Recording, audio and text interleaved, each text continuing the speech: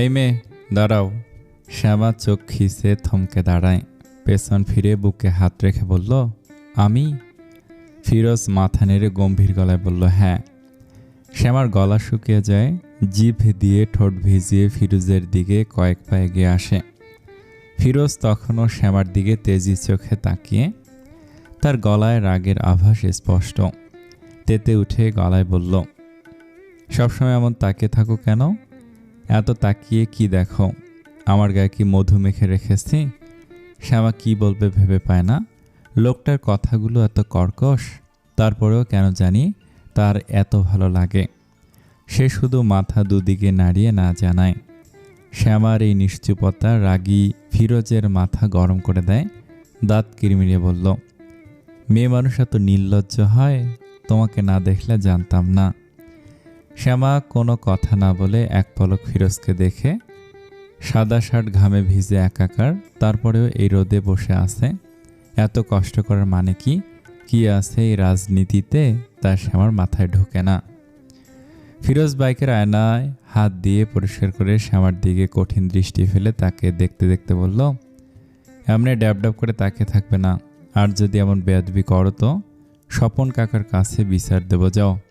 শ্যামা চোখ ভরে ফিরোজকে দেখে দুঃখে ভরাক্রান্ত মন নিয়ে কলেজের দিকে এগিয়ে যায়। এই লোকটা এমন কেন? রাগী ভূত। ফিরোজ শ্যামার যাওয়ার পথে তাকিয়ে দীর্ঘশ্বাস ফেলে। প্রায় 2 বছর ধরে মেয়েটা তার চোখে পড়েছে। আগেও একই গ্রামে, এমনকি পাশাপাশি বাড়িতে থাকলেও কখনো কথা হয়নি কিংবা এমন করে খেয়াল করা হয়নি। কিন্তু শ্যামার এই বিস্তর পরিবর্তন ফিরোজকে বাধ্য করেছে শ্যামার দিকে তাকাতে। প্রথমে একটু একটু তাকালেও দিন দিন শ্যামার চোখের দৃষ্টি গভীর থেকে গভীর হচ্ছে। 30 বছর বয়সী ফিরোজের একটা ছোট মেয়ের এমন চোখের দৃষ্টি, না বলা কথা, গোপন অনুভূতি বুঝতে মোটেই সমস্যা হয় না। সে দিব্যি বুঝতে পারে মেয়েটার কচ্ছপের গতিতে তার দিকে এগিয়ে আসা। কিন্তু ফিরোজ সতর্ক, বাচ্চার বাচ্চামিতে সায় দেওয়ার মতো মন মানসিকতা তার নেই। সে মনে করে তেল যেমন জলের সাথে মেশে না, তেমনি সেও কোনো নারীর সাথে মিশতে পারবে না। নারীরা বেঈমান হয়, স্বার্থপর হয়। নারী মানেই বিষাক্ত। সে বিষাক্ত নারীদের একদম বিশ্বাস করতে চায় না। আর এই শ্যামাকে তো কখনোই কাছে আসতে দেয়া যাবে না। তার উপরে মেয়েটা তার ছোট বোনের বান্ধবী।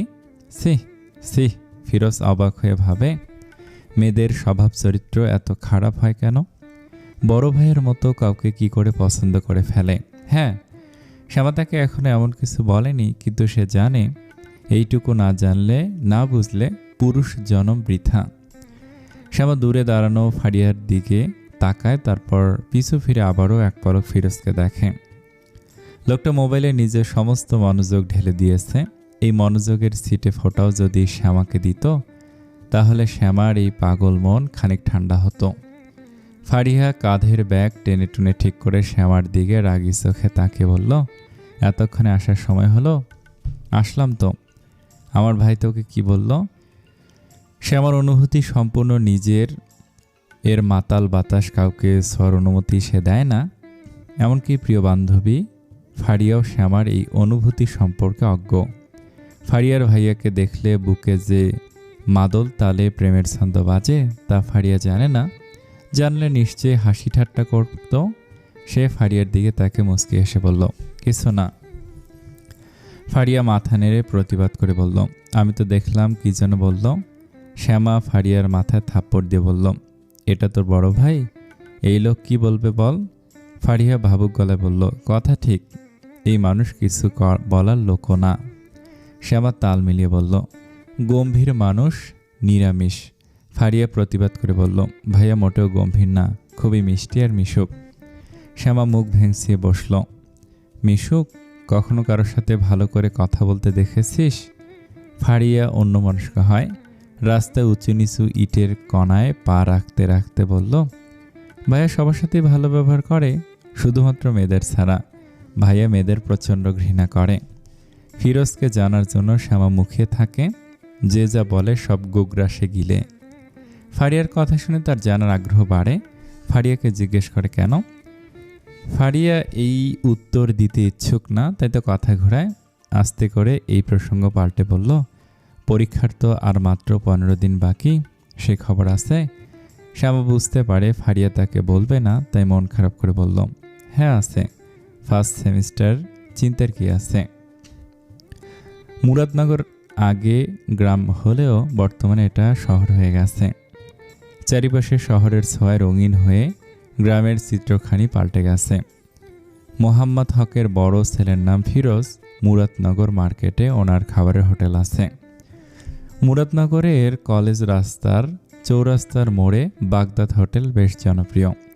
সারাদিন ভিড়ভাট্টা লেগেই থাকে। ফিরোজ ওনার প্রথম পক্ষের সন্তান। যখন প্রথম বউয়ের সাথে সারাসারি হয় তখন ফিরোজের বয়স 3 বছর বয়স।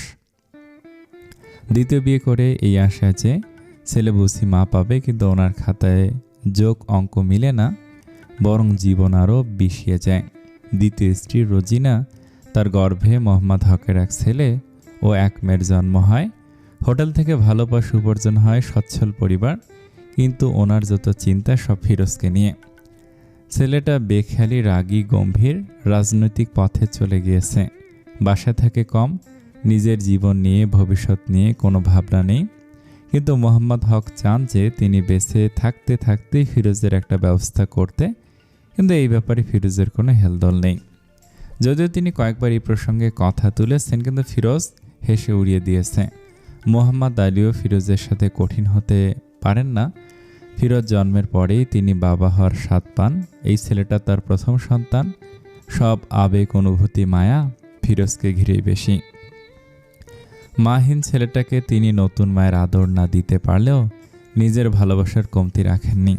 উনি লক্ষ্য করেছেন যে ফিরোজ সবার সাথে রাগী আর গম্ভীর গলায় কথা বললেও ওনার সাথে অন্যরকম নরম, হাসি খুশি। মোহাম্মদ আলী দেয়াল ঘড়ির দিকে তাকায়। রাত 11টা বাজতে চলল, কিন্তু এখনও ফিরোজ বাসায় আসেনি।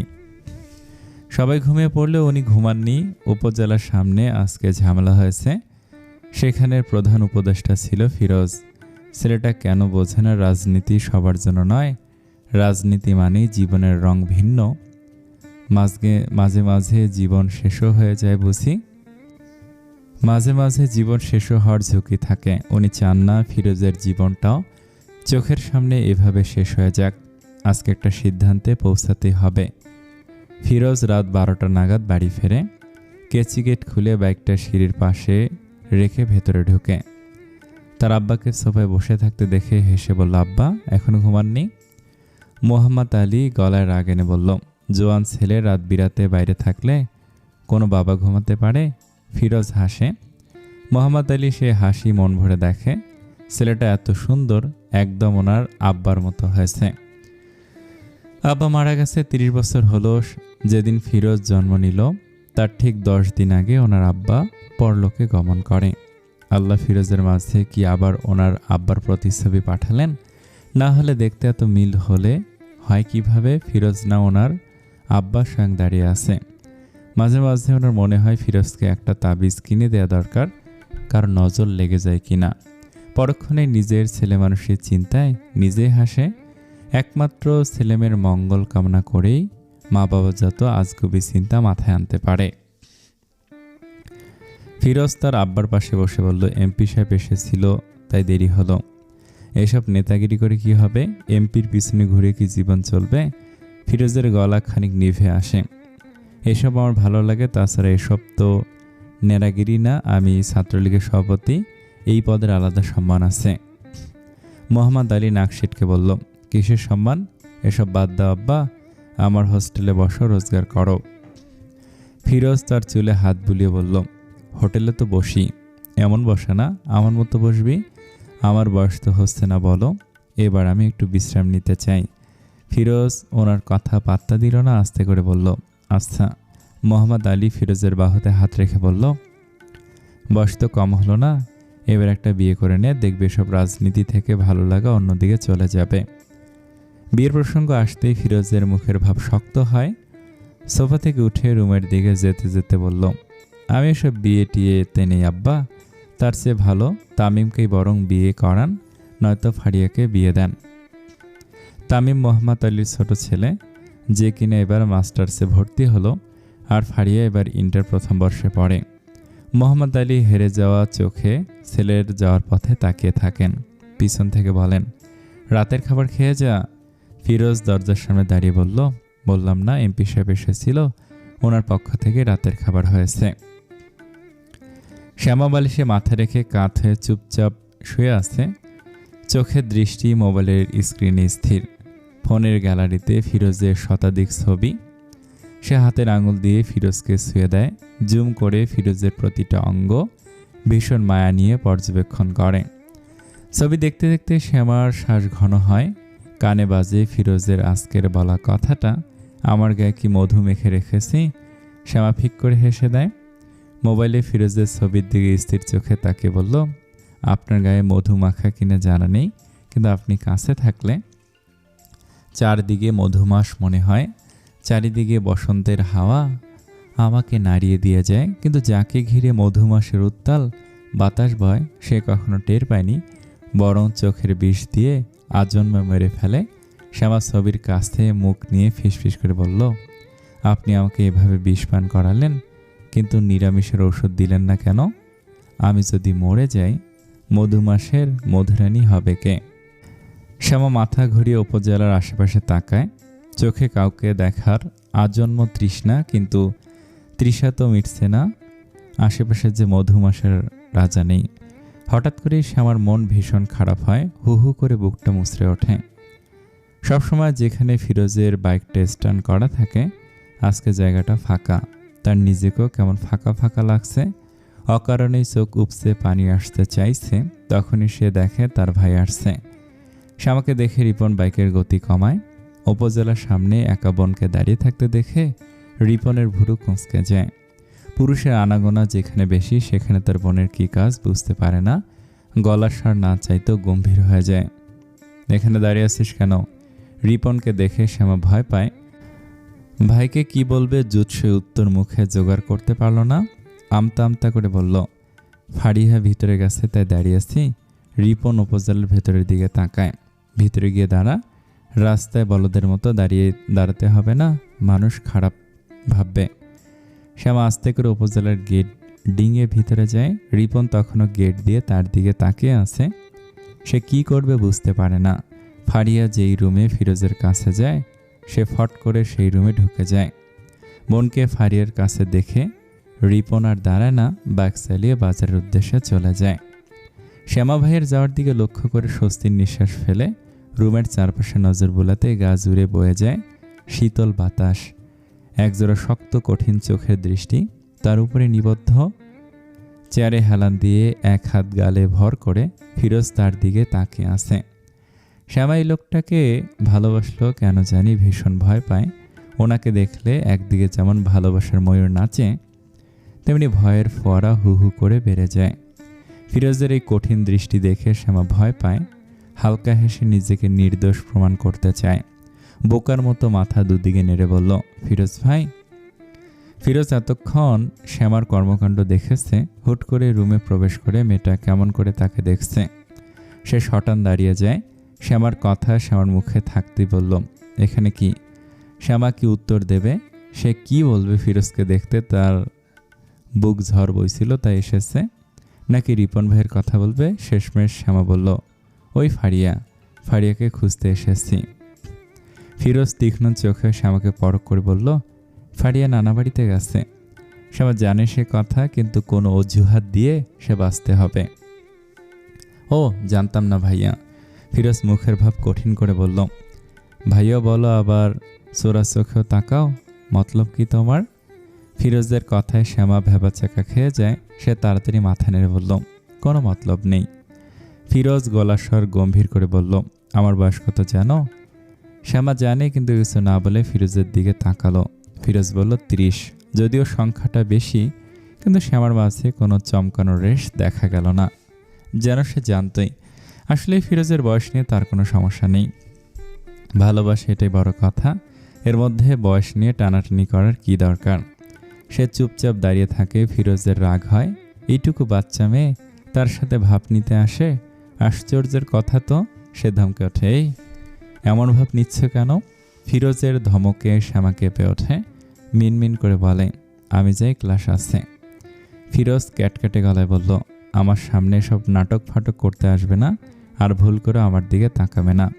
শ্যামা ফিরোজের কথায় সম্মতি দিয়ে বলল, আচ্ছা, বেশি পেকে গেলে স্বপন কাকাকে বলে বিয়ের ব্যবস্থা করে দেব। শ্যামা মাথা নেড়ে সম্মতি দিয়ে বলল, আচ্ছা। ফিরোজ কুটিল গলায় বলল, আচ্ছা মানে? তোমার বয়স কত যে বিয়ে করে নিতে আপত্তি নেই? শ্যামা লাজুক গলায় বলল, এখন 17, আর 5 মাস পরে 18 হবে। ফিরোজ রাগে ধমকে বলল, বেয়াদব মেয়ে, যাও, বেরিয়ে যাও।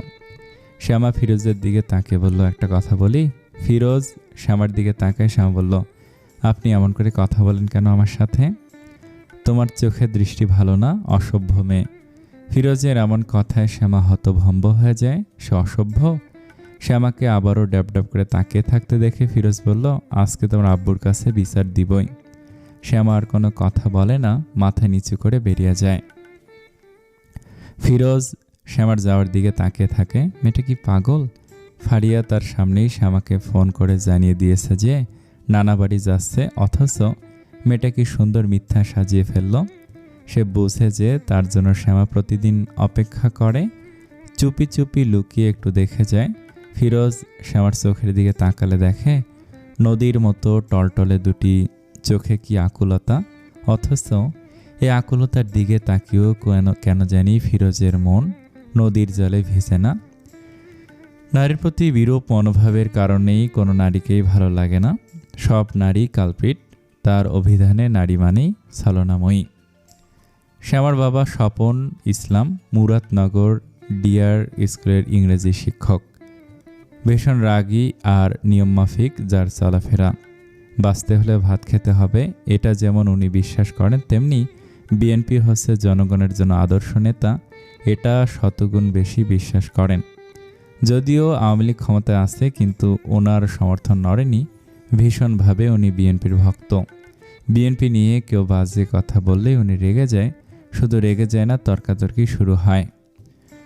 পরিবারের সবাইকে নিয়ে ভাত খেতে বসেছেন। কথায় কথায় উনি হঠাৎ বললেন, মোহাম্মদ আলী ভাই কত ভালো মানুষ, কিন্তু ওনার বড় ছেলেটা আস্ত বেয়াদব। রিপন বলল, কেন আব্বা? ফিরোজের কথা বলো। হ্যাঁ, রাস্তাঘাটে মুরব্বি চায় না, কিছু না, পাইছে একটা বাইক, ওটায় বসে সিগারেট ফুঁকতে থাকে। সিগারেট খা ভালো কথা, কিন্তু মুরব্বি দেখলে ফেলে দে না, না হলে লুকিয়ে ফেলে। কিন্তু না, বেয়াদব ছেলে লুকাবে তো দূরের, সরাসরি মুখের দিকে তাকিয়ে থাকে, একটা সালাম অবধি দেয় না। ফিরোজের নামে এত বদনাম শুনে শ্যামা থমকে যায়। প্রিয় মানুষের যতই দোষ থাকুক না কেন, এসব দোষের কথা শুনতে কারোরই ভালো লাগবে না। শ্যামারও ভালো লাগছে না। বাবার কথায় রিপন সমর্থন করে বলল, ছেলেটা আগে কত ভালো ছিল, এসব রাজনীতিতে ঢুকে উচ্ছিন্নে গেল। ছেলের কথায় স্বপন ইসলামের কপালে ভাঁজ পড়ে। কর্কশ গলায় বলল, রাজনীতির দোষ দিচ্ছ কেন? কতটুকু জানো রাজনীতি সম্পর্কে? আমার দল কত ভালো সে ব্যাপারে তোমার ধারণা আছে? ওই ছেলে খারাপ হয়েছে, খারাপ দলে চলে। এসব উল্টাপাল্টা দল করলে এমন বেয়াদব হবারই কথা। ওনার কথায় সবাই চুপ হয়ে যায়। রিপনের স্ত্রী স্বামীর হাতে চাপ দিয়ে চুপ থাকতে বলে। শ্বশুরমশাই রেগে গেলে সমস্যা, রিপন আর কথা বাড়ায় না। এসব রাজনীতি নিয়ে তার কোনো মাথা ব্যথা নেই, কিন্তু ফিরোজের চলাফেরা আসলে উগ্র। শ্যামার মা ফাতেমা বেগম বলল, পরের কথা নিয়ে ঘরে এত কথার কোনো মানে হয় না। যার ইচ্ছা যে সেভাবেই চলুক, আমরা তো আর মেয়ে বিয়ে দিচ্ছি না। স্বপন ইসলাম মেয়ের দিকে তাকান, তারপর স্ত্রীর দিকে তাকিয়ে বলল, এমন পাত্রে মেয়ে দিতে হলে মেয়েকে ঘরের খুঁটি বানিয়ে রাখবো, তবু বেয়াদবকে জামাই বানাবো না। শ্যামার বুকে তার আব্বার কথাটা খট করে লাগে। মন খারাপের কালো মেঘে ছেয়ে যায় মনের দেয়াল। বুকের মন টিপ টিপ করে জানান দেয়, কোনো দিকেই তার রাস্তা নেই। প্রেমিক পুরুষ তো বুঝে না, তার উপরে কঠিন ফ্যামিলি, মিলন হবে কিভাবে? রবিবার সকাল 7টায় ফারিয়া আর শ্যামা আইসিটি প্রাইভেট পড়ে। কলেজের শিক্ষকের কাছে পড়ে বিধায় দুই বান্ধবী কলেজ পাড়া যাচ্ছে। বাগদাদ হোটেলের সামনে গিয়ে ফারিয়া থামে। শ্যামাকে বলে, কাল রাতেও কিছু খাইনি, এখনও না খেয়ে এসেছি, চল নাস্তা করে যাই। শ্যামা মাত্র রুটি আর আলু ভাজি খেয়ে এসেছে। তার একদমই খিদে নেই, কিন্তু হোটেলের দিকে তাকিয়ে পেটের খিদা মেটানোর স্বাদ না হলেও হৃদয়ের খাবার ঠিকই পেয়ে যায়। কাউন্টারে ফিরোজ হেলান দিয়ে বসে আছে, চোখের দৃষ্টি মোবাইলে নিবদ্ধ। শ্যামা মন ভরে দেখে, ইস, ছেলেটাকে এত ভালো লাগে কেন? ফারিয়া কাছে গিয়ে বলল, বাহ, আজকে চাঁদ কি দিনে উঠল নাকি? মনের কণ্ঠ শুনে ফিরোজ সামনে তাকে মিষ্টি করে হেসে বলল, আপনি? আপনার আগমনে আমার হোটেল ধন্য আপুমনি, কি খাবেন বলুন? ফারিয়া ফিক করে হেসে দেয়। শ্যামার হাতে কনুই দ্বারা ধাক্কা দিয়ে বলল, দেখ আমার ভাই কত মিষ্টি করে কথা বলে, তুই খালি খালি সবসময় পাথর বলিস। ফিরোজ যতক্ষণে খেয়াল করে শুধু তার বোন একা না, পাশে শ্যামাও দাঁড়িয়ে আছে। শুধু দাঁড়িয়ে আছে বলে ভুল হবে, তাকে গোগ্রাসে গিলছে। মেয়েটা এত কথার পরেও এত নির্লজ্জ কিভাবে হয়? সে গলার স্বর গম্ভীর করে বলল, যা গিয়ে বস। ফাড়িয়া হেলে দুলে একটা খালি টেবিলে গিয়ে বসে। শ্যামার দিকে তাকে ফিরোজ চোখ পাকিয়ে বলল, রড দিয়ে চোখগুলো তুলে ফেলব। শ্যামা আস্তে করে বলল, তুলে আপনার মনে লাগাইয়েন প্লিজ। শ্যামার কথায় ফিরোজ হতভম্ব হয়ে যায়। মেয়েটা নির্ঘাত আস্তে একটা পাগল, আর তাকেও পাগল বানানোর পায়তারা করছে। হোটেলে আছে বিধায় কথা বাড়ল না। সে বিড়বিড় করে বলল, অসভ্য। ফিরোজের নরম কণ্ঠ শুনেই কিনা শ্যামার আজকে একটু কম ভয় লাগছে। সাহস করে মাথা নেড়ে নেয়। অসভ্য হলে যদি বুড়োর মন গলে, তাহলে অসভ্যই সই।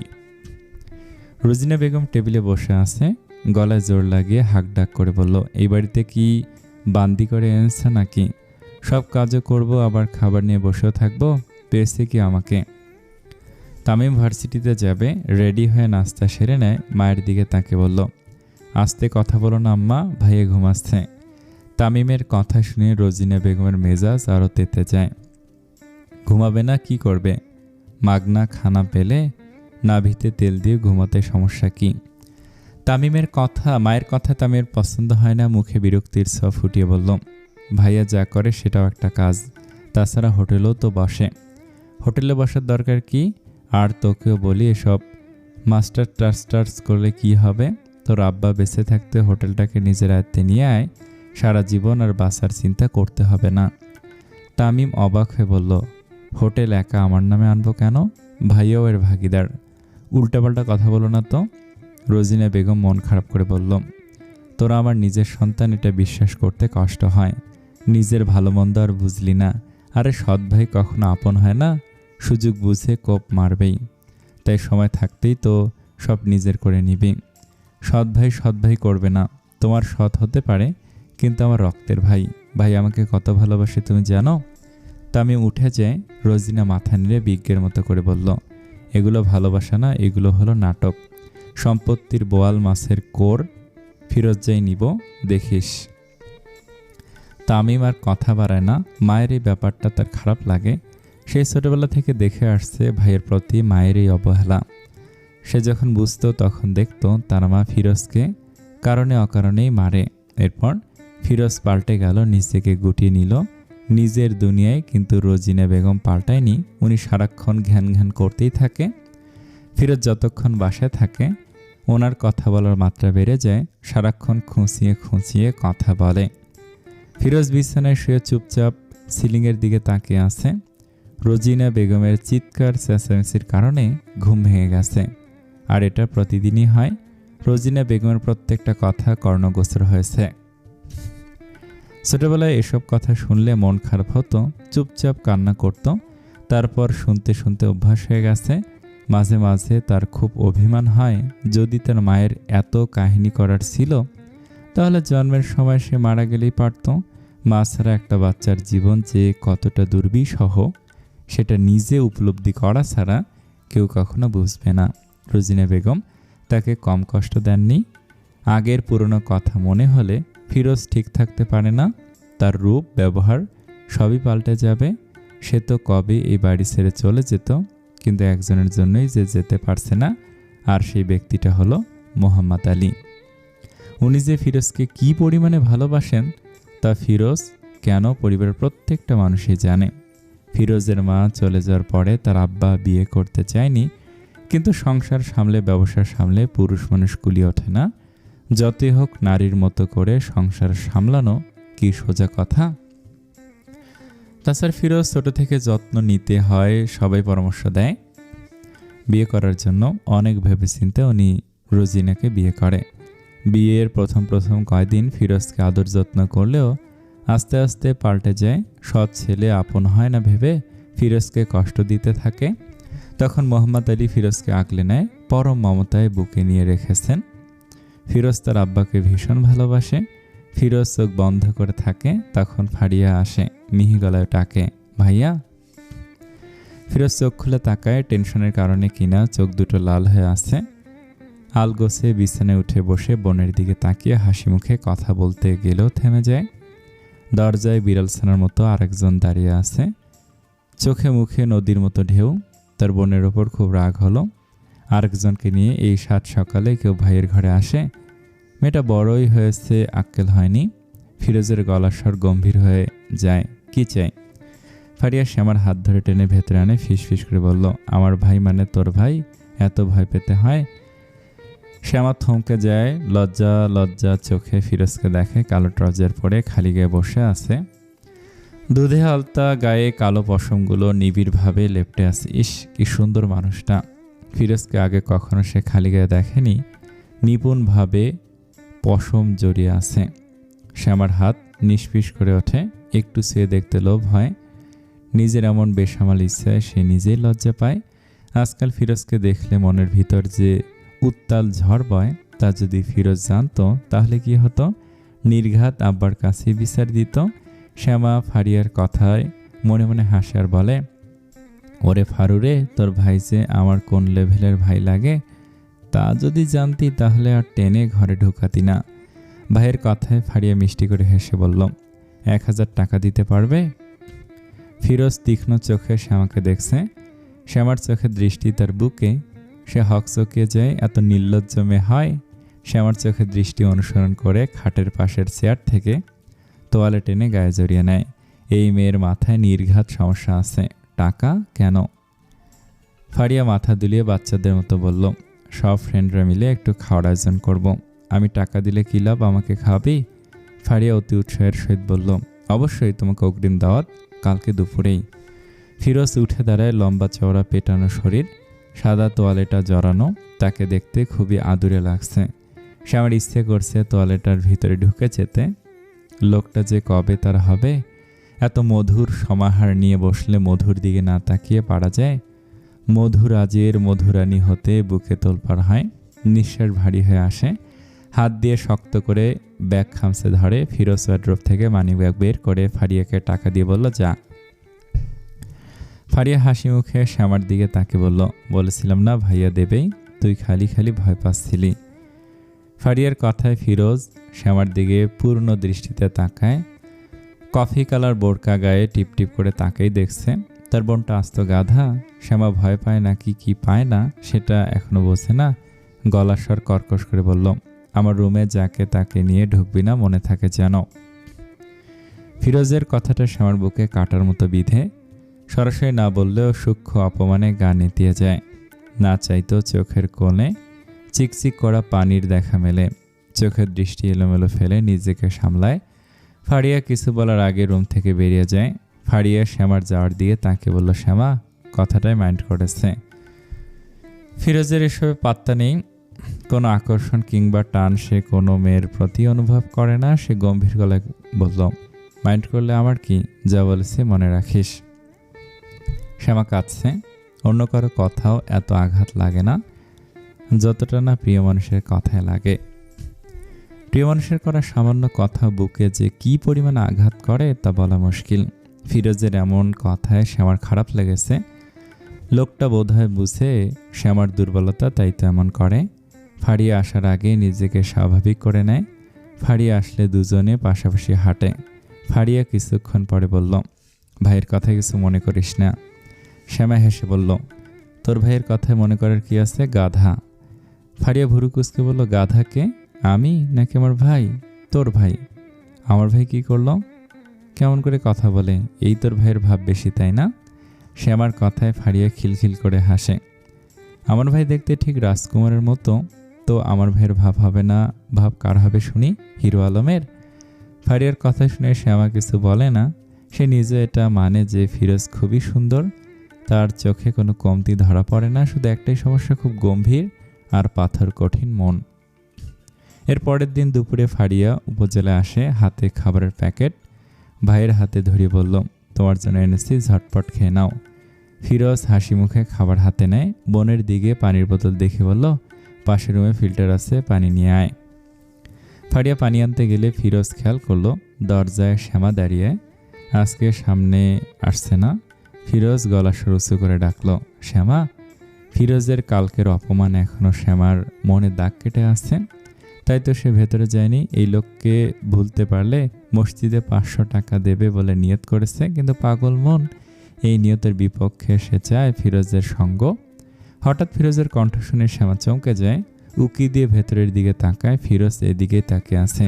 জি ভাইয়া, এদিকে আসো তো। শ্যামা গুটি গুটি পায়ে এগিয়ে যায়। আজকে না চাইতেও মুখের ভাব গম্ভীর। ফিরোজের সামনে গিয়ে দাঁড়ায়। ফিরোজ বলল, খাবারের তাবিজের পানি মিশিয়ে দিয়েছ নাকি? শ্যামা অবাক হয়ে ফিরোজের দিকে তাকায়।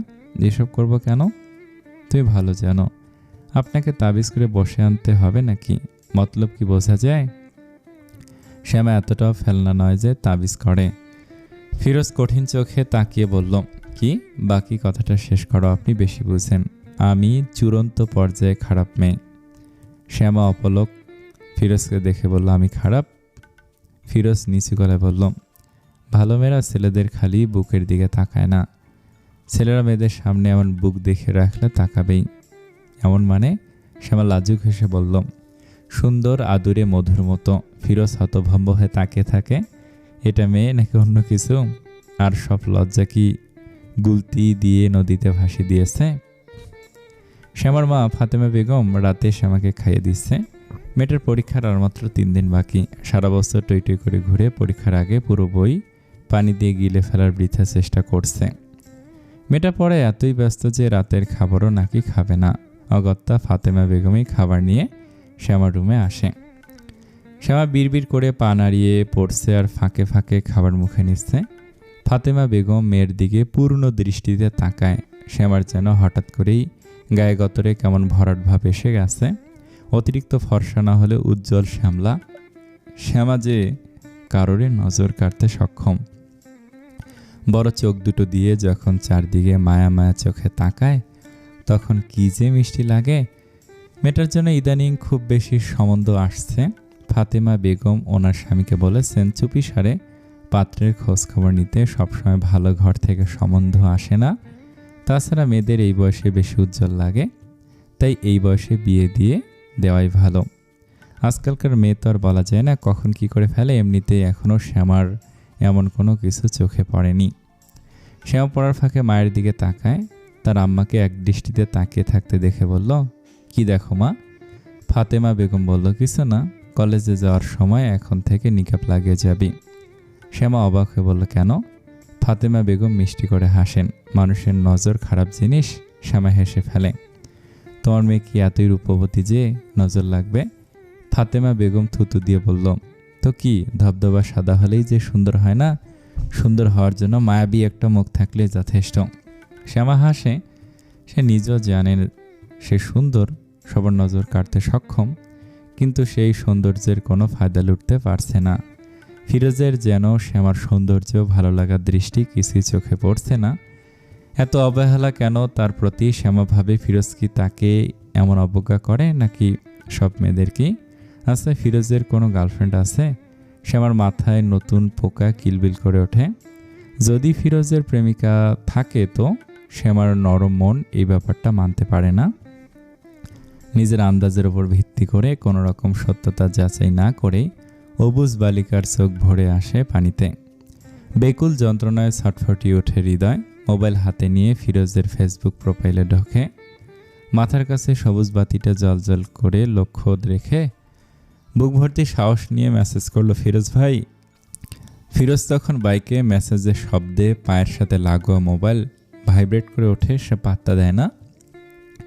এমন কত শত মেসেজ প্রতিদিন আসে। বেশিরভাগ আসে মেয়েদের। মেয়েরা যেন তাকে চুম্বকের মতো আকর্ষণ করতে চায়, কিন্তু সে বিকর্ষণ করে। মেয়েদের জাতটাই খারাপ। ছেলে দেখলে এদের মাথা ঠিক থাকে না। বাসায় এসে হাত মুখ ধুয়ে রাতের খাবার খেতে টেবিলে যায়। ঘড়িতে রাত 12টা বাজতে চলল। সবাই এতক্ষণে ঘুমিয়ে গেছে। ফিরোজের হঠাৎ কেমন একা একা লাগছে। রাত্রিবেলা একাকী কাটানো মনটা কারোর সঙ্গ চাইছে। আচ্ছা, ওই মহিলাটা যদি আজকে থাকতো তাহলে কি ছেলে না ফেরার আগেই ঘুমিয়ে পড়তে পারতো? কখনোই না। সে জেগে থাকতো, তার অপেক্ষায় বসে থাকতো। খুব বেশি দেরি হলে ফোন দিয়ে নিজের উৎকণ্ঠা জানাতো। কিন্তু ওই মহিলাটা ঠিক ফিরোজের মা ছিল না। উনি পথভ্রষ্ট এক নারী ছিল, যার নেশা ছিল অন্য পুরুষ। চুপচাপ খাবার খেয়ে বাকি খাবার ফ্রিজে রেখে আসে, বিছানায় শুয়ে চোখ বন্ধ করে শুয়ে পড়ে। কি মনে করে আবার মোবাইলটা হাতে নেয়। শ্যামার মেসেজ দেখে ভুরু কুঁচকে যায়। এই প্রথম শ্যামা তাকে মেসেজ পাঠিয়েছে। মেয়েটার সাহস অনেক দিনকে দিন বেড়েই যাচ্ছে। আজকাল ফিরোজ ইচ্ছে করে শ্যামাকে দেখা দেয় না। শ্যামার আসার সময় হলে ফিরোজ আড়ালে চলে যায়। মেয়েটা কিন্তু ঠিক অপেক্ষা করে চঞ্চল চোখে আশেপাশে তাকিয়ে তাকে খোঁজে, কিন্তু ফিরোজ সামনে আসে না। আচ্ছা, সে কি শ্যামার নদীর মতো শান্ত চোখের তাকানো ভয় পায়? যদি ভয়ই না পায় তাহলে এত লুকোচুরি কেন? কেনই বা মেয়েটার সামনে যেতে ইচ্ছে করে না? মোবাইলের স্ক্রিনে হাত চালিয়ে লিখল, কি? কঠিন মনের মানুষের থেকে মেসেজের উত্তর পাওয়া শ্যামার কল্পনার বাইরে ছিল। সে ভেবেছিল ফিরোজ ভুলেও উত্তর দেবে না, কিন্তু তার ভাবনাকে বুড়ো আঙুল দেখে ফিরোজ পাল্টা মেসেজ করেছে। কাঁপা কাঁপা হাতে বালিশের পাশ থেকে ফোনটা তুলে নেয় সে। ভালো আছেন? কিছুক্ষণ পরে জবাব এলো, ভালো। শ্যামা সাহস করে বলল, আপনাকে ইদানিং দেখি না কেন? ফিরোজের মুখের ভাব কঠিন হয়ে যায়। বাচ্চা একটা মেয়ে তাকে প্রশ্ন করে, কৈফিয়ত চায় এত স্পর্ধা? আমাকে দেখা কি জরুরি? এমনিতেই। শ্যামা, বেশি বাড়াবাড়ি আমি পছন্দ করি না। শ্যামা কিছুক্ষণ পরে লিখল, একটা কথা জিজ্ঞেস করি? ফিরোজ যেন খসখসে গলায় অহংকার নিয়ে লিখল, না। আর একটা মেসেজ যদি করেছো চটকানা দিয়ে গাল লাল করে ফেলবো। শ্যামার ভীষণ অভিমান হয়। এক গ্রামে থেকেও কতদিন ধরে দেখা হয় না, কথা হয় না। আজকে সামান্য মেসেজ করাতে এভাবে কথা বলতে পারছে, তাকে থাপ্পড়ের ভয় দেখায়। গাল ফুলিয়ে লিখল, আপনি এত খারাপ বদলোক, তাতে তোমার কি? এই খারাপকে দেখার জন্য তো রাস্তায় দাঁড়িয়ে থাকো। বাজে মেয়ে। তোমার বড় বড় কথা বলা বাপ জানে সব, নাকি আমি বলবো তার মেয়ের উন্নতির কথা? ফালতু মেয়ে। শ্যামা কিছুক্ষণ মেসেজটার দিকে তাকিয়ে থাকে। বুকটা টনটন করে কান্না আসে। সে আসলেই বাজে। ফিরোজকে এত জ্বালায় যে সে বাজে, ফালতু, অসভ্য সব কিছুতেই উপাধি দিয়েছে। হাত চালিয়ে লিখল, একদিন বুঝবেন এই বাজে মেয়ে কতটা কি। ফিরোজের রাগ হয়। মেয়েটা আকার ইঙ্গিতে কিসের দিকে নির্দেশ করে তা অতি বুদ্ধিমান ফিরোজের বুঝতে অসুবিধা হয় না। রাগের তবে মেসেঞ্জারে শ্যামাকে ব্লক করে রাখে। শ্যামার সামনে পরীক্ষা, কিন্তু এই লোক তাকে ব্লক করার সাহস কই পায়? একটু রিল্যাক্স মুডে পড়তে পারবে না, ফিরোজের চিন্তায় মাথায় জেঁকে বসে আছে। ভোর সকালে সে ফারিয়াদের বাড়িতে যায়। ফারিয়াকে রেডি হওয়ার জন্য তাড়া দিয়ে সে বেরিয়ে আসে। বারান্দা দিয়ে তাকিয়ে দেখে ফিরোজ বেরিয়ে যাচ্ছে। শ্যামা দৌড়ে সামনে যায়। কতদিন ধরে দেখে না, মোবাইলে ছবি দেখে আজকাল তৃষ্ণা মেটে না। এই লোকটা তো খারাপ, সহজে ধরা দিতে চায় না। শ্যামাকে দৌড়ে আসতে দেখে ফিরোজ দাঁড়ায়, বিষ ভরা চোখে তাকে বলল, পিছনে পিছনে দৌড়াচ্ছ কেন? শ্যামা কাছে এসে দাঁড়ায়। এই লোকটা নির্ঘাত, কোনো জাদুটোনা জানে? না জানলে কাছে আসলেই কেন বুক কাঁপবে? শরীরে শিরশিরে অনুভূতির জোয়ার বয়ে যাবে কেন? সে আস্তে করে বলল, আমাকে ব্লক করেছেন কেন? ফিরোজ পকেটে 2 হাত দিয়ে দাঁড়ায়, শান্ত চোখে শ্যামাকে পর্যবেক্ষণ করে বলল, তো কি হয়েছে? আমার ফেসবুক, আমার মেসেঞ্জার, আর আমার ইচ্ছা আমি যাকে মন চায় তাকে ব্লক করতে পারি। শ্যামা ক্লান্ত চোখে তাকিয়ে আছে। আমি একটা জরুরি কথা বলতেই নক করেছিলাম। কি কথা? শ্যামা কাচুমাচু করে ফিরোজের দিকে তাকায়, গলার স্বর নমনীয় করে বলল, আপনার প্রেমিকা আছে? সত্যি করে বলবেন। ফিরোজ শ্যামার দিকে তাকিয়ে বলল, 30 বছরের একটা ছেলে সিঙ্গেল থাকবে না, এটা একটা বাচ্চা বোঝার কথা। শ্যামার পৃথিবী দলে ওঠে, চোখ ভরে পানি আসে। বিচলিত কণ্ঠে বলল, মানে? শ্যামার অবস্থা দেখে ফিরোজের হাসি পায়, কিন্তু গলার স্বর রুক্ষ করে বলল, আমার গার্লফ্রেন্ড আছে, 7 বছরের সম্পর্ক, ছোট বোন হিসেবে তোমাকে বললাম, কাউকে বলো না, কেমন? শ্যামার দম বন্ধ হয়ে আসে, বুকে কেউ হাতুড়ি দিয়ে পিটিয়ে যায়। কই, এতদিন তো কিছু জানতে পারেনি, কিংবা ফাড়িয়েও কিছু জানেনি। শ্যামার বিশ্বাস হতে চায় না। বেহা চোখ যেন ফিরোজের সামনে পানি ঝরানোর প্রতিজ্ঞাবদ্ধ। শ্যামা ছটফট চোখে এদিক ওদিক তাকায়, হাত দিয়ে শক্ত করে জামা আঁকড়ে ধরে বলল, তাই নাকি? বিয়ে কবে করছেন? ফিরোজ সন্ধানী চোখে শ্যামাকে দেখে বলল, কিছুদিন পরেই। শ্যামা হাসার চেষ্টা করে বলল, আচ্ছা কি আচ্ছা? শ্যামা কিছু কথা বলতে পারছে না, গলায় কান্না দলা পাকিয়ে আছে, মাথা নেড়ে বলল, কিছু না। শ্যামা ধীর পায়ে চলে আসছে, তার যাওয়ার পানে ফিরোজ তাকিয়ে আসছে। হঠাৎ শ্যামা পেছনে ফিরে বলল, সবগুলো কথা মিথ্যে ছিল তাই না? ফিরোজ কিছু বলে না। শ্যামা আস্তে করে বলে, আমাকে কষ্ট দেওয়ার জন্য এসব বলেছেন তাই না ফিরোজ ভাই? ফিরোজ মাথা নেড়ে না জানায় মুখে বলল, বিয়ের দাওয়াত পেলেই বুঝবে সত্যি নাকি মিথ্যা। শ্যামাকে আর কিছু বলার সুযোগ না দিয়ে সে বাইকে বসে বাইক স্টার্ট দেয়। সাই সাই করে শ্যামাকে পেছনে রেখে সে সামনে এগিয়ে যায়। দুঃখ ভরাক্রান্ত মন নিয়ে শ্যামা বাড়ির দিকে ছোটে। আজকে সে কলেজে যাবে না, বিষাদে মন সে আছে, এত কষ্ট নিয়ে পড়ালেখা করা যাবে না। শ্যামা আর ভুল করে ফিরোজদের বাড়ি এলো না, আর না জোর করে ফিরোজের দিকে তাকালো কিংবা কথা বলার চেষ্টা করলো। উদাসী মন নিয়ে সবগুলো পরীক্ষা দিয়ে শেষ করলো। যদিও একটা পরীক্ষা ভালো হয়নি। সারাক্ষণ ফুলো ফুলো চোখ নিয়ে ঘুরে বেড়ালো। সপ্তাহ খানেকের মধ্যে গায়ে ভীষণ জ্বর নিয়ে বিছানায় শুয়ে পড়ল। নিস্তেজ দেহ, কোনো কথা বলে না, শুধু চোখ দিয়ে টুপটাপ পানি পড়ে। ফারিয়া বান্ধবীর এই আচমকা পরিবর্তনের কারণ খুঁজে পেল না। শ্যামার মা ফাতেমা বেগম মেয়ের এই অবস্থায় বিচলিত হয়ে পড়ে। ফারিয়া খাবার টেবিলে কথাটা বলল, বুঝলাম না শ্যামা হঠাৎ করে এত অসুস্থ হলো কেন? রোজিনা বেগম বলল, ওষুধপত্র খাচ্ছে না নাকি? খাচ্ছে, কিন্তু কোনো পরিবর্তন নেই, সারাক্ষণ কাঁদে। তামিম ঠাট্টা করে বলল, অকারণেই কাঁদে? দেখ তোর বান্ধবী ছ্যাঁকা খাইছে বোধ হয়। ফারিয়া জোরে মাথা নেড়ে বলল, শ্যামা এমন মেয়ে না। ফিরোজ খাওয়ার মাঝেই সবার কথা এতক্ষণ মনোযোগ দিয়ে শুনছিল। তামিম কথাটা মজা করে বলল, ফিরোজের অস্বস্তি লাগলো। খাওয়ার গতি কমে এলো। বুকের ভেতর কেমন জ্বালাপোড়া করে মনটা ফিসফিস করে তার কানে কানে বলে গেল, তোর কারণেই শ্যামা অসুস্থ। ফিরোজের কেমন অনুভূতি হয়, বুক থেকে ব্যথারা সারা শরীরে ছড়িয়ে পড়ে। এই প্রথম সে অনুভব করে শ্যামার অনুপস্থিতি, কাছে না আসা পাগলামি সে খুব মিস করছে। অসুস্থতার কথা শুনে কেমন খারাপ লাগাও ঘিরে ধরে। রুমে গিয়ে মোবাইল হাতে নেয়, শ্যামার আইডি আনব্লক করে মেসেজ না করে সোজা ফোন দেয়। শ্যামার হঠাৎ জ্বর আসে, আবার কিছুক্ষণ পরে জ্বর ছেড়ে দেয়। ফাতেমা বেগম জোর করে কয়েক লোকমা ভাত খাইয়ে যায়। তখনই শ্যামার হৃৎপিণ্ডের গতি বাড়িয়ে দিতে ফিরোজ ফোন দেয়। সে অবাক হলে ফোন রিসিভ করে, কিন্তু কোনো কথা বলে না। এই মানুষটার ওপর তার এক আকাশ পরিমাণ অভিমান। ফোন রিসিভ হওয়ার পরেই যখন শ্যামা কথা বলে না, তখন ফিরোজে আগে কথা বলে। শরীর কি বেশি খারাপ? শ্যামা শান্ত গলায় বলল, না ভালো আছি। ভালো থাকলে সারাদিন কাঁদো কেন? শ্যামা বুঝতে পারে ফিরোজ ফারিহার থেকে সব শুনেছে এমনিতেই। তামিম বলল, তুমি নাকি ছ্যাঁকা খেয়েছ। শ্যামা চুপ করে, যে প্রেমিত হলো না সেখানে ছ্যাঁকা আসবে কোথা থেকে? ফিরোজ শ্যামাকে চুপ থাকতে দেখে বলল, কথা বলবে না? ফোন রেখে দেব? ফিরোজের গলা স্বরও তাকে শান্তি দিচ্ছিল। রেখে দেওয়ার কথা আসাতে মাথা নেড়ে বলল, না না, এসব পাগলামি বন্ধ করো শ্যামা। আচ্ছা। ফিরোজ বলল, গুড গার্ল। শ্যামা আকুল গলায় বলল, একটা কথা বলি, রাখবেন? ফিরোজ চুপ থেকে বলল, বলো। এখন একটু দেখা করবেন? ফিরোজ চমকে বলল, এই রাতে? শ্যামা হঠাৎ ফুপিয়ে কেঁদে ওঠে, প্লিজ, কেউ দেখলে খারাপ ভাববে। শ্যামা ধরা গলায় বলল, কেউ দেখবে না, পুকুর পাড়ে আসেন প্লিজ। ফিরোজ না করে না। শক্ত কঠিন মানুষটা হঠাৎ শ্যামাকে আশকারা দেয়। আচ্ছা। শ্যামা উঠে বসে, কলপাড়ে গিয়ে মুখে পানির ঝাপটা দিয়ে গুটি গুটি পায়ে পুকুরের দিকে এগিয়ে যায়। কেউ দেখবে সেই ভয়ও পাচ্ছে, আবার প্রিয় পুরুষকে চোখ ভরে দেখার তৃষ্ণাও হচ্ছে। ফিরোজ শ্যামার দিকে তাকিয়ে আছে। আফসা অন্ধকারে শ্যামাকে বেশ রুগ্ন লাগছে। ফিরোজ 100% শিওর যে শ্যামা একটা পাগল। পাগল না হলে সামান্য একটা কথা শুনে কেউ এত অসুস্থ হয়?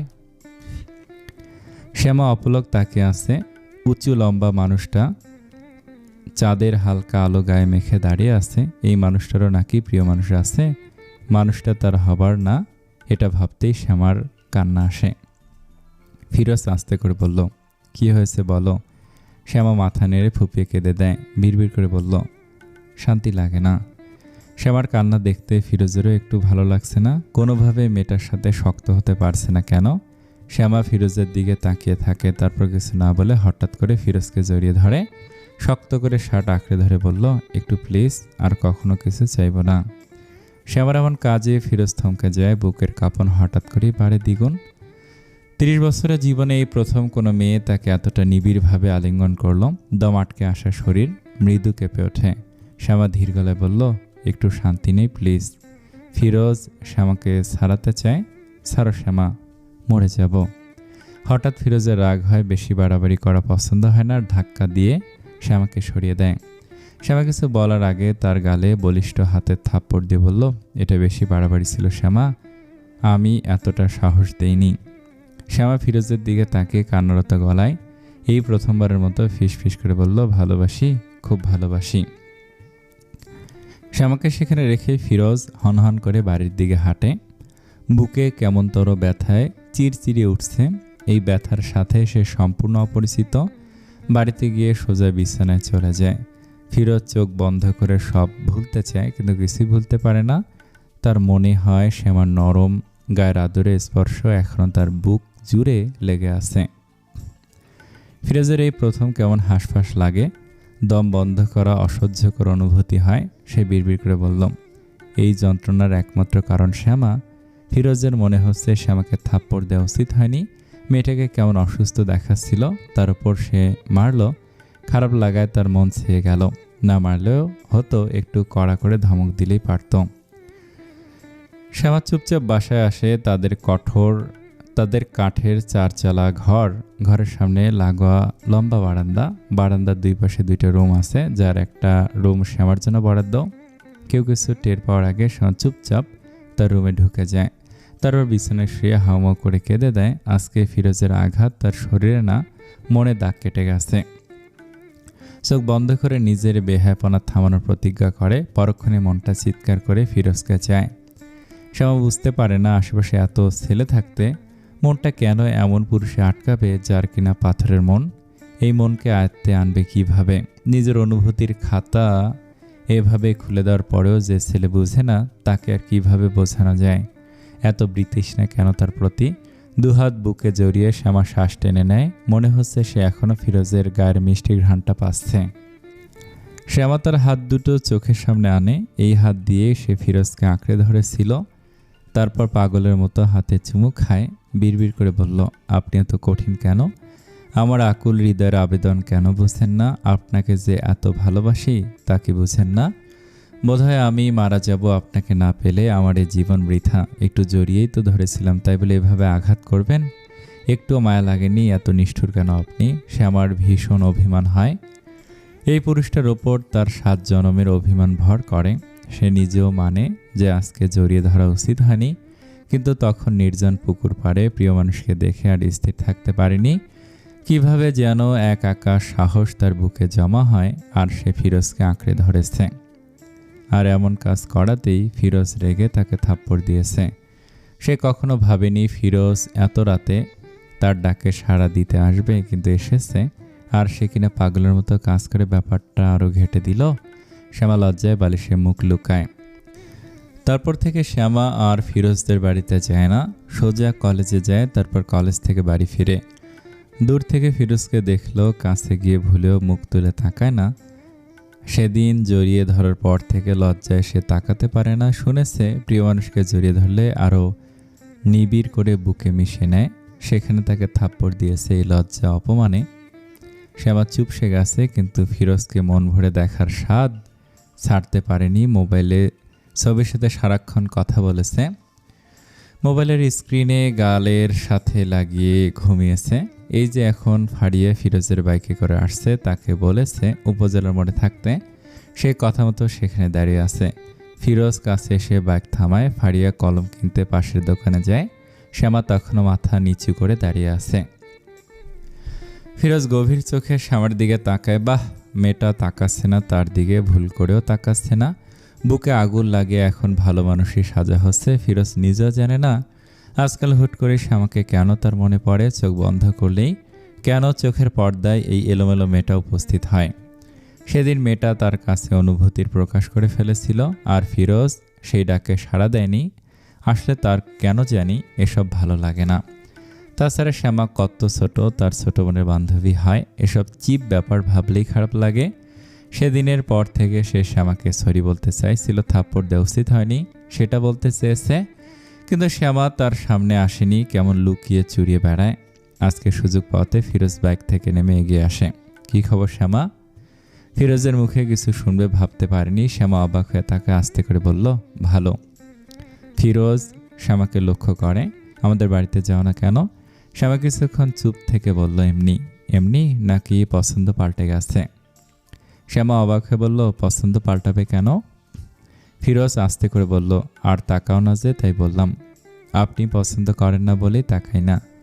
আমার সব পছন্দ অপছন্দই মানে নাকি? শ্যামা বুঝতে পারে না ফিরোজ কি বলতে চায়। সে মাথা নেড়ে বলল, সেদিনের জন্য সরি, এতটা পাগলামি করা উচিত হয়নি। শ্যামার পাগলামিতে অভ্যস্ত ফিরোজ এই গম্ভীর মুখের শ্যামাকে ভালো লাগে না। আচ্ছা, আগের মতো হাসি খুশি থাকো, এমন প্যাঁচার মুখে তোমাকে ভালো লাগে না। আর সেদিন তুমি এসব উল্টাপাল্টা কথা বলাতে রেগে গিয়েছিলাম, সরি। হ্যাঁ? ততক্ষণে ফারিয়া চলে এসেছে। ফিরোজ আস্তে করে সরে যায়। বাকি রাস্তায় শ্যামা ফারিয়ার সাথে থাকলেও মনটা ফিরোজের কাছেই পড়ে রইল। লোকটা তাকে আশকারা দিচ্ছে নাকি সেদিনের কাজে অনুতপ্ত, তাই হাজারো প্রশ্ন শ্যামাকে খুঁচিয়ে বেড়ায়। ফারিয়া হাসি মুখে বলল, আমার ভাইয়া ভালো না? ভাইয়ার কথা আসাতে শ্যামা মাথা নেড়ে বলল, তোর ভাই তুই ভালো চিনিস? ফারিয়া অবাক হয়ে বলল, তোরও তো ভাই। শ্যামা ঘোর প্রতিবাদ করে বলল, আমার ভাই না। ফারিয়া অবাক হয়ে বলল, তোর কি? শ্যামা মুখ সামলে নেয়, ঝটপট বলল, আপন ভাই নাকি? উনি তো আমার চাচাতো ভাই। ফারিয়া হেসে উত্তর দিল, ওই একই হলো, ভাইয়ের বিয়েতে আমি আর তুই সেম ড্রেস পরব। শ্যামা মনে মনে বলল, যদি তোর ভাইয়ের বিয়েতে বউ হতে না পারি, তোর ভাইকে কেটে গোমতী নদীতে ভাসিয়ে দেব। ফারিয়া তার ভাইকে অনেক ভালোবাসে। বান্ধবীর মনের কথা জানতে পারলে তখনই কান্নাকাটি করে এলাকা ভরিয়ে ফেলত। শ্যামাদের বাড়ির পাশে মুনিয়াদের বাড়ি। মুনিয়া এবার মাস্টার্স করছে, সে তামিমের সমবয়সী। সে সূত্র ধরেই তামিমীদের বাড়িতে আসা যাওয়া। শ্যামা অনেকদিন ধরে লক্ষ্য করছে মুনিয়া ফিরোজের আশেপাশে ঘুরে, দৃষ্টি আকর্ষণ করার চেষ্টা করে, কিন্তু ফিরোজ তাকে পাত্তাই দেয় না। এই মুনিয়া টুনিয়াকে তো আরও আগেই দেবে না। এই ব্যাপারটা নিয়ে সে আর মাথা ঘামায়নি। অনেকদিন পর আজকে শ্যামা ফারিয়ার কাছে তার বাড়িতে যায়। বাইরে ঝিরিঝিরি বৃষ্টি হচ্ছে। ফারিয়ার মা রোজিনা বেগম জানায় সবাই ফিরোজের রুমে। গুটি গুটি পায়ে সেও ফিরোজের রুমের দিকে এগিয়ে যায়, কিন্তু ভেতরের দৃশ্য দেখে সামনের সব স্বপ্ন দৃশ্য মনে হয়। ফিরোজ আর মুনিয়া এক পাশে, আর তামিম আর ফারিয়া এক পাশে বসে লুডো খেলছে। ফিরোজের মুখের হাসি শ্যামার নজর এড়ায় না। তার উপস্থিতি টের পেয়ে সবাই তার দিকে তাকায়। ফারিয়া পাশের জায়গা করে বলল, এখানে বস। শ্যামা তখনও ফিরোজের দিকে তাকিয়ে আছে। ফিরোজ শক্ত চোখে শ্যামাকে দেখছে। সে চুপচাপ গিয়ে শ্যামার কাছে বসে। কারণে অকারণে মুনিয়া ফিরোজকে ছুঁয়ে দিচ্ছে। শ্যামা অবাক হয়ে লক্ষ্য করলো ফিরোজ বাধা দিচ্ছে না, অথচ সেদিন সে একটু জড়িয়ে ধরাতে কি রাগ। শ্যামা শটান উঠে দাঁড়ায়। প্রিয় পুরুষকে আরেক মেয়ের পাশে দেখতে ভালো লাগছে না। নিজের বুকের জ্বালাপোড়া লুকিয়ে ফারিয়াকে বলে বাড়ি চলে আসে। ফিরোজের ওপর রাগ হচ্ছে ভীষণ। তাকে অসভ্য বলা, এবার দেখবে শ্যামা কি। শ্যামা চলে যাওয়ার পরে ফিরোজ মুনিয়াকে বলল, গায়ে হাত দিও না মুনিয়া, দূরে থাকো। সরাসরি এভাবে বলাতে মুনিয়া লজ্জিত হয়। ফিরোজ তখনও জানালা দিয়ে ছুটে চলা রমণীর পদগমন দেখছে। ফারিয়ার জোরাজুরিতে লুডো খেলতে রাজি হয়েছিল, শর্ত হলো তার রুমে খেলতে হবে, কিন্তু সাথে যে মুনিয়া থাকবে এই কথা ভাবেনি। শ্যামা আসার পর থেকে মুনিয়ার গায়ে হাত দেওয়ার ব্যাপারটা ফিরোজ খুব এনজয় করেছে। বালিকার রাগে নাক ফুলানো আর চোখে তার দিকে তাকানো। অবশেষে রাগ সামলাতে না পেরে বাড়ির দিকে ছুটে চলা সবই তার দৃষ্টিগোচর হয়েছে। আজকাল শ্যামার পাগলামি ভালোই লাগে। তখন রাত, নিঝুম অন্ধকারে ঝিঝি পোকা ডাকছে অবিরত। ফিরোজ মোবাইল হাতে নিয়ে শ্যামাকে মেসেজ করে, কি ব্যাপার? তখন চলে গেল যে। সাথে সাথে মেসেজ সিন হয়, আপনার সসি শেষ, লুডো খেলা শেষ। ফিরোজ মুচকি হাসে। হ্যাঁ। শ্যামার রাগ সামলে ছোট করে বলল, ভালো। ফিরোজ মেয়েটার রাগের উত্তাপ টের পায়। তুমিও কি সোয়াসুই করতে চাও? না, তোমার বাড়ির সামনে দাঁড়িয়ে মশাদের সোয়া নিচ্ছি, তুমি শুতে চাইলেও আসতে পারো, মশাদের থেকে তোমাকে একটু ভাগ দিতেই পারি। শ্যামা বিছানা থেকে শটান দাঁড়িয়ে যায়। ফিরোজ এসেছে আর সে যাবে না, তা কি করে হয়? এতটা ভালো মেয়ে সে না। আস্তে করে দরজা খুলে বেরিয়ে আসে। বাড়ির সীমানা পেরিয়ে দেখে অন্ধকার একটা লাল বিন্দু ক্রমাগত ওঠানামা করছে। বুঝতে পারে ফিরোজ সিগারেট খাচ্ছে। দুরু দুরু বুকে এগিয়ে যায়। শ্যামাকে দেখে ফিরোজ শান্ত গলায় বলল, বাহ, ছোঁয়ার তো অনেক শখ। রাতের অন্ধকার মাথায় নিয়ে চলে এসেছে, ভয় লাগছে না? আজকে ফিরোজের কথার ধরন সম্পূর্ণ ভিন্ন। শ্যামা ভেবে বলল, আমি ছুতে আসিনি। কি করতে এসেছো? দেখতে। মেয়েটার লজ্জা একটু কমই। আর কার সাথে কেমন জানা নেই, কিন্তু ফিরোজের সাথে লাগামহীন। ফিরোজ মাথা নেড়ে অন্যদিকে তাকায়। আমি কি মধু যে মৌমাছির মতো আগে পিছে ঘুরে ঘুরে দেখতে হবে? শ্যামা ফিক ফিক করে হাসে। এটা আপনি, আমার বিশ্বাস হচ্ছে না। ফিরোজ কোনো কথা বলে না। অন্ধকারে শ্যামার মুখ দেখা যাচ্ছে না। ফিরোজ কিছু বলছে না দেখে শ্যামা ভীষণ নির্লজ্জ হয়। আসলে সে নিজেকে গুটিয়ে গর্তে চলে যেতে চেয়েছিল, কিন্তু স্বয়ং ফিরোজই তাকে খুঁচিয়ে বের করেছে। সে ফিরোজের সামনে এমনিতেই লাগাম ছাড়া। আজকে ফিরোজের কথায় যেন আকাশ আশকারা পেল। গভীর গলায় বলল, আপনি মধু না, আপনি হলেন মধুর রাজা। ফিরোজ থমথমে গলায় বলল, পাগল। শ্যামা এসব কথা তোয়াক্কা করে না। আমাকে মধুমাসে নিয়ে যাবেন? মধুমাস সম্পর্কে ধারণা আছে? শ্যামা অকপটে বলল, আপনি ধারণা দিবেন? তখন দূর থেকে রিপনের বাইক ছুটে আসতে দেখা যায়। ভাই যে আজকে এখনো বাড়িতে আসেনি শ্যামা জানে না। প্রচণ্ড রাগী ভাই এই রাতে তাকে এখানে দেখলে নির্ঘাত মেরে ফেলবে। ফিরোজ সেদিকে তাকে বলল, মধুমাসে যাবে? রিপনকে বলি। রিপন কখনো কল্পনা করেনি এই রাতের আধারে ফিরোজের পাশে শ্যামা থাকবে। দূর থেকে ফিরোজকে ট্রাউজারের পকেটে এক হাত ঢুকিয়ে আর এক হাতে সিগারেট ফুঁকতে দেখে বাইক থামায় না। ফিরোজের সাথে তার মনোমালিন্য আছে। অতিরিক্ত তেরা এই ফিরোজকে তার অপছন্দ। তার উপর কথাবার্তায় বেয়াদবির ছোঁয়া সর্বদা বিদ্যমান। ফিরোজকে দেখেও রিপন না থেমে বাড়িতে চলে যায়। রিপন চলে গেলে ফিরোজ চাপা হাসির গলায় বলল, মেয়ে মানুষ হয়ে একটা ছেলের সাথে দেখা করতে চলে এসেছে, নির্লজ্জ মেয়ে। রিপনকে বলে দেওয়া উচিত ছিল। রাস্তার পাশে মানুষ খড়কুটো শুকিয়ে একসাথে করে জমিয়ে রেখেছে। শ্যামা এর আড়ালেই নিজেকে ঢেকে নিয়েছে। রিপনের বাইকের শব্দ চলে যাওয়ার পরে ফিরোজের কথাগুলো তার কানে যায়। সেভাবে কার জন্য সে এত বড় ঝুঁকি নিচ্ছে? রাতে একটা মেয়ে অন্য একটা ছেলের সাথে দেখা করতে আসা যে কতটা ঝুঁকিপূর্ণ তা কি ফিরোজ বুঝলে এখনও এসব বলতে পারত? সে কি একটু বেশি বেহায়াপনা করছে না? সেদিন অসুস্থ অবস্থায় কেমন নির্দয়ের মতো থাপ্পড় দিল। বছর দুইকে ধরে এমন আগে পিছে ঘুরছে, কোনো পাত্তা দেয় না। কথায় কথায় কোন অপমানটা করে না, কিন্তু শ্যামা কোনো কথা গায়ে মাখে না বলেই কখনো কোনো কথার খুঁত ধরেনি। এই লোকটার কাছে থেকে সে ভালোবাসা চেয়েছিল, আর পেয়েছে কি? অপমান আর কষ্ট। আজকে আবার মালিহার সাথে কেমন করছিল। শ্যামার হঠাৎ ভীষণ অভিমান হলো। অপমানে স্যাঁচা করে উঠল মনটা তীর বলে উঠল, বইয়ের মতো নিজের মন বিছিয়ে দিয়েছিস বলেই ফিরোজ মূল্য দিচ্ছে না। নিজেকে শক্ত করে খোলসে বন্ধ করে রাখলে দেখতি ঠিক খুলতে চাইতো, মূল্য দিত। ফিরোজ নিজের মতো করে সিগারেট খাচ্ছে। শ্যামা গুটি গুটি পায়ে বেরিয়ে আসে। ফিরোজ কিছুই বলে না, যেন সে থাকা না থাকাতে তার কিছুই যায় আসে না। শ্যামার মনে হলো এই সামনে দাঁড়ানো পুরুষটার মন শক্ত কোনো পাথর দিয়ে তৈরি। শ্যামা সেদিক তাকায়, শক্ত কঠিন গলা বলল, আমাকে সেদিন মারলেন কেন? ফিরোজ শান্ত চোখে তাকিয়ে আছে। মেয়েটা এখনো মনে রেখেছে। সে তো সরি বলেছিল। বেয়াদবি করছে বলে এটা বেয়াদবি? আর বেয়াদবি হলেও থাপ্পড় দিতে হয়, বুঝিয়ে বললেই হতো। এতটা জোরেও দেয়নি, হালকা পাতলা করে দিয়েছি যেন ব্যথা না পাও।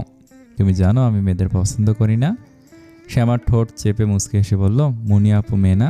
ফিরোজ হাতের সিগারেট গাছের সাথে চেপে নিভিয়ে দেয়। তুমি জেলাস নাকি? ফিরোজের এমন ভাবলেশীন কথাবার্তা শুনে শ্যামা কান্না আসে। এই লোকটার কথায় কোনো অনুভূতি নেই, সারাক্ষণ তাকে অপমান করার পায়তারা করে। জেলাস হতে যাব কেন? ফিরোজ ঠিক জায়গায় কথাটা বলতে পারল। কেন? মধুমাসে যেতে হলে তো জেলাসি থাকারই কথা। খারাপ মেয়েদের জেলাসি হওয়া স্বাভাবিক। শ্যামার অভিমানী মন যেমন ভালোবাসায় কাতর হতে পারে, তেমনি অভিমানে হঠাৎ করেই কুকড়ে যেতেও দ্বিধা করে না। তার মনে হচ্ছে ফিরোজকে আর নিজের অনুভূতির বহর দেখানো উচিত হয়নি। এমন পাগলামি করে বলেই ফিরোজ তাকে সস্তা ভাবে। আর এক ক্ষেত্রে সে নিজেই নিজেকে সস্তা বানিয়ে নিয়েছে। অন্ধকারের অভিমানী বালিকার চোখ বেয়ে পানির চিকন স্রোত নেমে যায়, যা ভাবলে শিন ফিরোজের অজানাই থেকে যায়। শ্যামা গম্ভীর গলায় বলল, আসলে আপনার সাথে দুষ্টুমি করেছিলাম, আর আমি জেলাস হব কেন? মনি আপুর সাথে শুধু লুডো খেলা না করে বিয়ে করে নিলেও আমার সমস্যা নেই। আজকে থেকে আর জ্বালাবো না। শ্যামা দাঁড়ায় না, দ্রুত পায়ে বাড়িতে চলে যায়। তার ভাই যে কোনো মুহূর্তে তাকে খুঁজতে পারে। ফিরোজ অবাক হয়ে শ্যামার চলে যাওয়া দেখে। হঠাৎ কি হলো? শ্যামার কথাগুলো কি সত্যি ছিল নাকি রেগে বলেছে? ফিরোজের মন প্রতিবাদ করে বলল, শ্যামার কথা মিথ্যা হোক। শ্যামা আশেপাশে থাকলেই ভালো লাগে। লিলুয়া বাতাস গাছ হয়ে যায়। মনের কথা শুনে ফিরোজ বলল, তাতে কি আসা যায়? আমি যে মেয়েই পছন্দ করি না। মন হেসে ভয়ঙ্করভাবে হেসে ওঠে। তুই যে কি পছন্দ করিস সেটা তুই নিজেও জানিস না।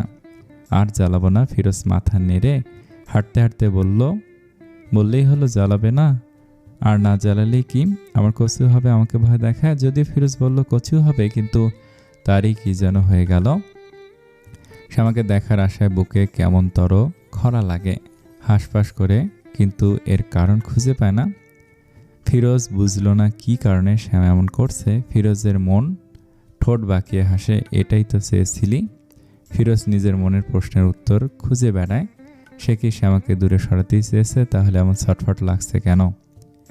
শ্যামা তার কথা রেখেছে, কষ্ট হলে ফিরোজের কাছে আসেনি, কথা বলেনি, কিংবা অসভ্যতামি করার চেষ্টা করেনি। কিছুদিন পরে এক সকালে ফারিয়ার সাথে প্রাইভেট যাচ্ছিল, তখন রাস্তায় ফিরোজকে দেখতে পায়। শ্যামা একবার চোখ তুলে তাকিয়েছিল, তখন দুজনের চোখের মিলন হয়ে যায়। শ্যামা চুপচাপ ফিরোজকে পেরিয়ে আসে। লোকটার কাছে আসলে হৃৎপিণ্ড বেসামালভাবে লাফায়। ইচ্ছে করে ফারিয়াকে বুকে বিড়াল ছানার মতো ঘাপটে মেরে মিশে থাকতে, ফিরোজের বুকে বিড়াল ছানার মতো ঘাপটি মেরে মিশে থাকতে, কিন্তু সব ইচ্ছা কি পূরণ হয়?